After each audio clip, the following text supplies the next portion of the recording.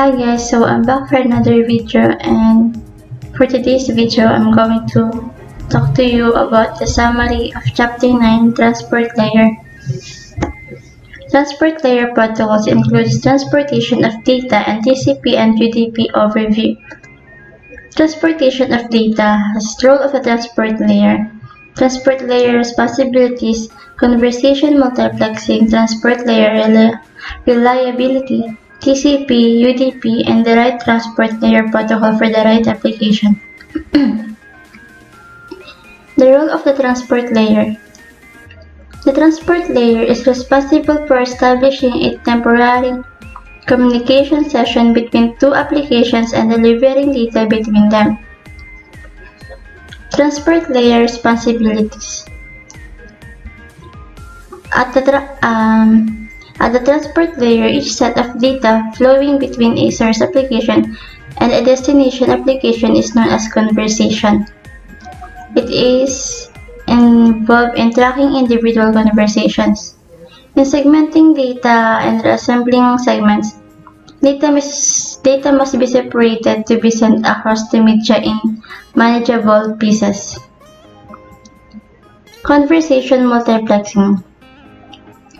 Sending some types of data, for example a streaming video, across a network as one complete communication stream can consume all of the available bandwidth. This will then prevent other communications from occurring at the same time. It would also make error recovery and the transmission of damaged data difficult. Transport layer reliability. The transport layer is also responsible for managing reliability requirements of a conversation. Different applications have different transport reliability requirements. TCP. TCP transport is analogous to sending packages that are tracked from source to destination. If a shipping order is broken up into several packages, a customer can check online to see the order of the delivery. UDP. While the TCP reliability functions provide more robust communication between applications, they also incur additional overhead and possible delays in transmission. There is a trade-off between the value of reliability and the burden it places on network resources. Adding overhead to ensure reliability for some applications could reduce the usefulness of the application and can even be detrimental. In such cases, UDP is a better transport protocol. The right transport layer protocol for the right application. For some applications, segments must arrive in a very specific sequence to be processed successfully. With other applications, all data must be fully received before any is considered useful. In both of these instances, TCP is used as a transport protocol. Application developers must choose which transport protocol type is appropriate based on the requirements of the applications. Next, TCP and UDP overview. TCP features, TCP header. TCP features. To understand the differences between TCP and UDP, it is important to understand how each protocol implements specific reliability features and how they track conversations. In addition to supporting the basic functions of data segmentation and reassembly, TCP also provides other services. TCP header. TCP is a stateful protocol. A stateful protocol is a protocol that keeps track of the state of the communication session. To track the state of a session, TCP records which information it has sent and which information has been acknowledged. The stateful session begins with the session establishment and ends when closed with the session termination. UDP features. User Datagram Protocol or UDP is considered a best effort transport protocol UDP is a lightweight transport protocol that offers the same data segmentation and assembly as TCP. But without TCP reliability and flow control, UDP is such a simple protocol that is usually described in terms of what it does not do compared to TCP.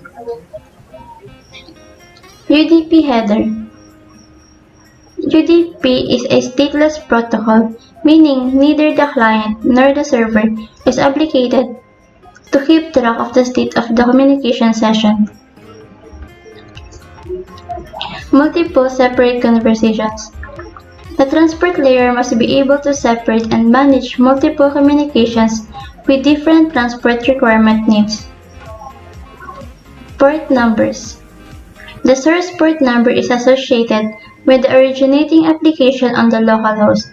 The destination port number is associated with the destination application on the remote host. Next is port numbers. The Internet Assigned Numbers Authority, or IANA, is the standards body responsible for assigning various addressing standards, including port numbers. There are different types of port numbers, like well-known ports are numbers 0 to 1023, then registered ports numbers 1023 to 49151. The socket pairs. The source and destination ports are placed within the segment. The segments are then encapsulated within an IP packet. The IP packet contains the IP address of the source and destination. The netstat command. Unexplained TCP connections can pose a major security threat. They can indicate that something or someone is connected to the local host. Sometimes it is necessary to know which active TCP connections are open and running on a network host. Next, TCP and UDP. TCP communication process, reliability and flow control, UDP communication and TCP or UDP. TCP communication process. A TCP server process. Each application process running on the server is configured to use a port number, either by default or manually by a system administrator. TCP connection establishment. In some cultures, when two persons meet, they often greet each other by shaking hands. The act of shaking hands is understood by both parties as a signal for a friendly greeting. Connections on the network are similar. In TCP connections, the host client establishes the connection with the server. Next is TCP session termination. To close a connection, the finish FIN control flag must be set in the segment header. To end each one-way TCP session, a two-way handshake consisting of a FIN segment and acknowledged ACK segment is used. Therefore, to terminate a single conversation supported by TCP, four exchanges are needed to end both sessions. TCP three-way handshake analysis. Hosts track each data segment within a session and exchange information about what data is received using the information in the TCP header. TCP is a full duplex protocol where each connection represents two one-way communication streams or sessions. Reliability and flow control. TCP reliability order delivery. TCP segments may arrive at their destination out of order for the original message to be understood by the recipient. The data in these segments is reassembled into the original order. TCP flow control, window size and acknowledgements. TCP also provides mechanisms for flow control, the amount of data that the destination can receive and process reliably. Flow control helps maintain the reliability of TCP transmission by adjusting the rate of data flow between source and destination for a given session. TCP flow control congestion avoidance. When congestion occurs on a network, it results in packets being discarded by the overloaded router. When packets containing TCP segments don't reach their destination, they are left unacknowledged.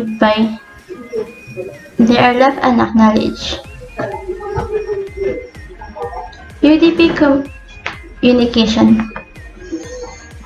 UDP low overhead versus reliability. UDP is a simple protocol that provides the basic transport layer functions. It has much lower overhead than TCP because it is non-connection oriented and does not offer sophisticated transmission, sequencing, and flow control mechanisms that provide reliability. UDP datagram reassembly. Like segments with TCP, when UDP datagrams are sent to a destination, they often take different paths and arrive in the wrong order. UDP server processes and requests. Like TCP-based applications, UDP-based server applications are assigned well-known or registered port numbers, as shown. UDP client process. As with TCP, client-server communication is initiated by a client application that requests data from a server process. TCP or UDP. Applications that use TCP. TCP is a great example of how the different layers of the TCP or IP protocol suit have specific roles. Applications that use UDP. There are three types of applications that are best suited for UDP. First is live video and multimedia applications. Second, simple request and reply applications. And then last, applications that handle reliability themselves. So that's all for today. Thank you for watching.